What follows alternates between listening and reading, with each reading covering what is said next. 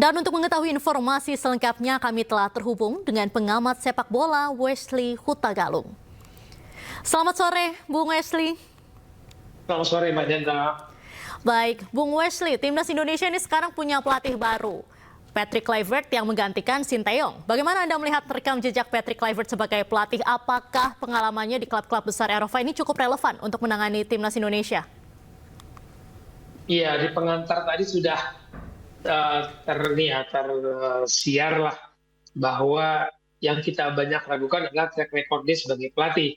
Dan yang juga saya soroti adalah narasi perkenalan yang diumumkan oleh federasi kita, PSSI, pelatih barunya Patrick Kluivert, dengan video-videonya lebih banyak sebagai pemain, bukan track record sebagai pelatih atau asisten pelatih, karena dia sudah mulai bekerja melatih itu kan tahun 2008 sebagai asisten lebih banyak kan, dan jarang sekali bekerjanya itu lama sebagai asisten timnas Belanda 2 tahun kan hanya sebagai asisten karena ikut pelatihnya.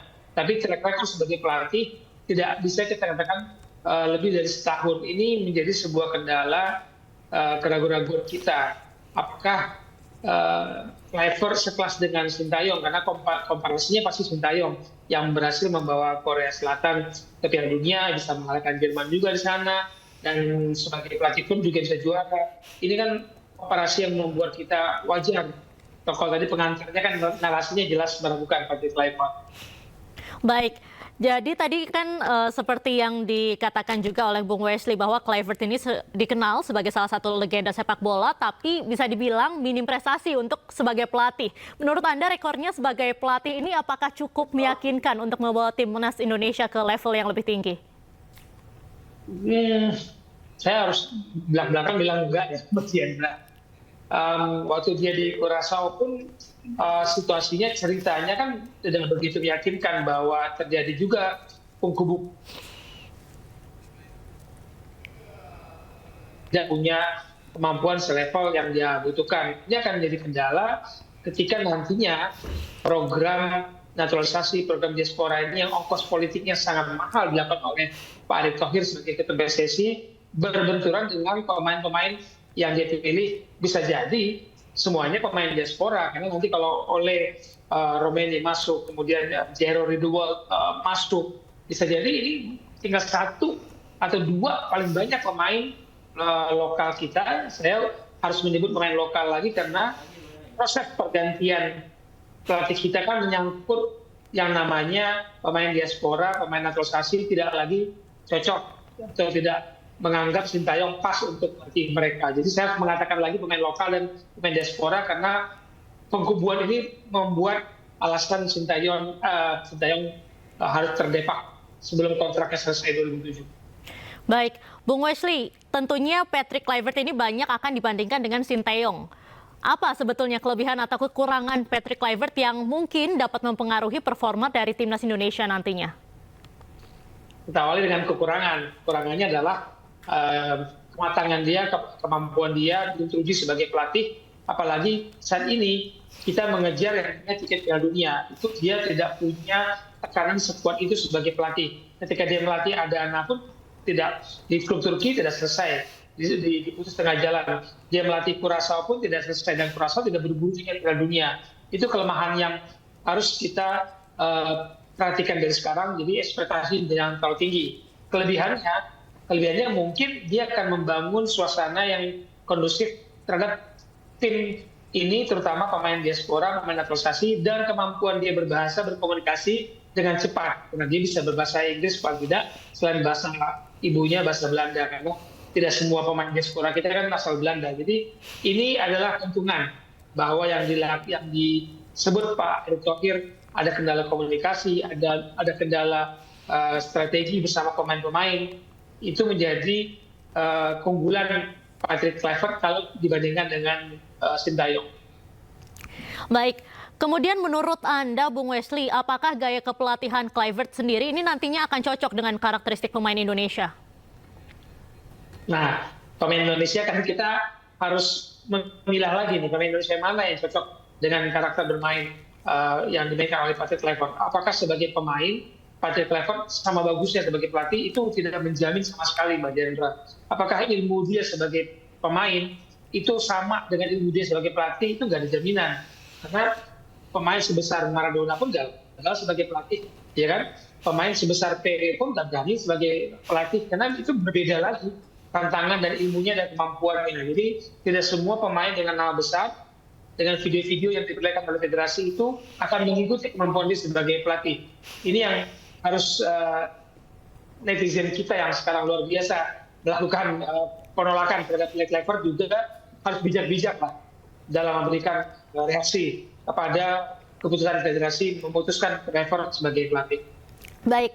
Kemudian kalau misalnya kita hubungkan juga dengan federasi, dengan PSSI begitu, dalam memilih Kluivert sebagai pelatih baru sendiri, apa kira-kira target besar dari PSSI?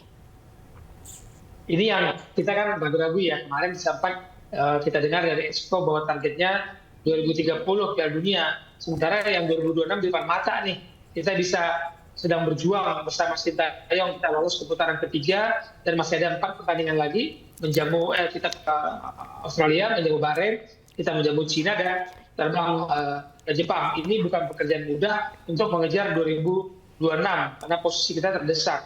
Kemudian target pindah ke 2030 dengan kontrak 2 tahun, kan kita jadi bertanya sebenarnya game plan dari PSSI itu apa sih bersama Kluivert, program jangka panjang kah? Kalau ngejar 2030, saya pikir berat. Tapi kalau disebut ini akan menjadi landasan bangun sepak bola kita menuju Piala Dunia 2030, kita tunggu apa KPI atau standar yang diberikan kepada Patrick Kluivert untuk memberikan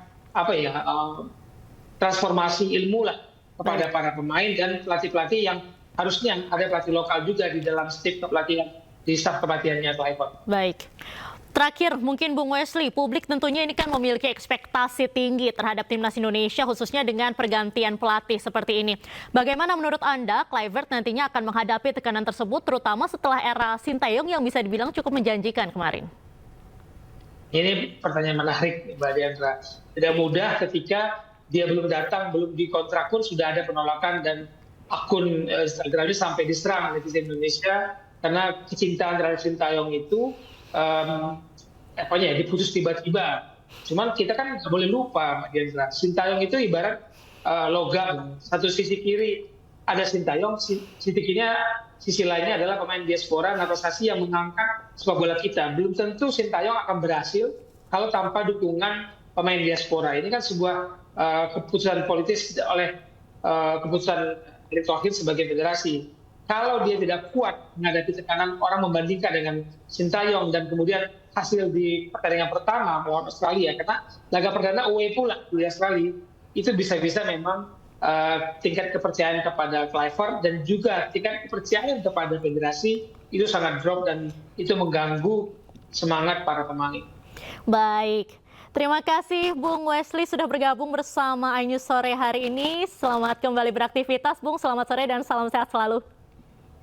Terima kasih Anda masih menyaksikan iNews Sore pemirsa. Hari ini Presiden Prabowo Subianto menyaksikan penandatanganan nota kesepahaman atau MOU dengan Qatar terkait pengembangan proyek hunian 1 juta unit di Istana Kepresidenan Jakarta Rabu siang.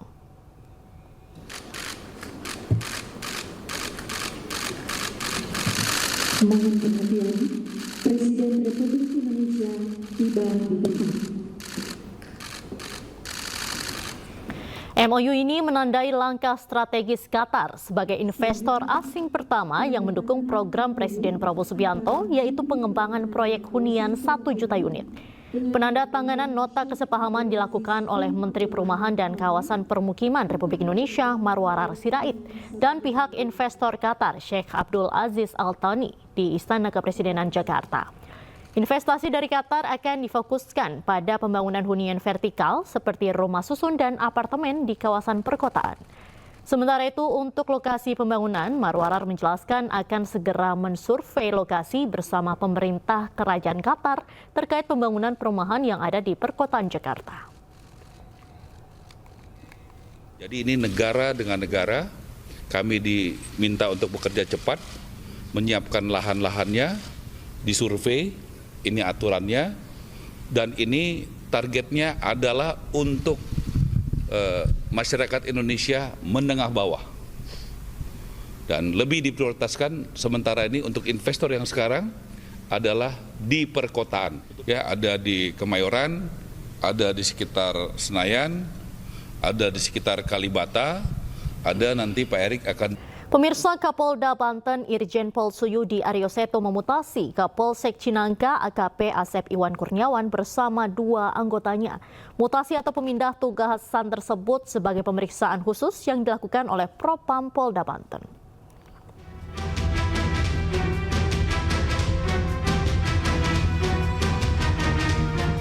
Menindaklanjuti peristiwa adanya pelanggaran yang dilakukan Kapolsek Cinangka AKP Asep Iwan Kurniawan bersama 2 anggotanya, membuat Kapolda Banten Irjen Pol Suyudi Aryoseto memutasi personil yang bersangkutan.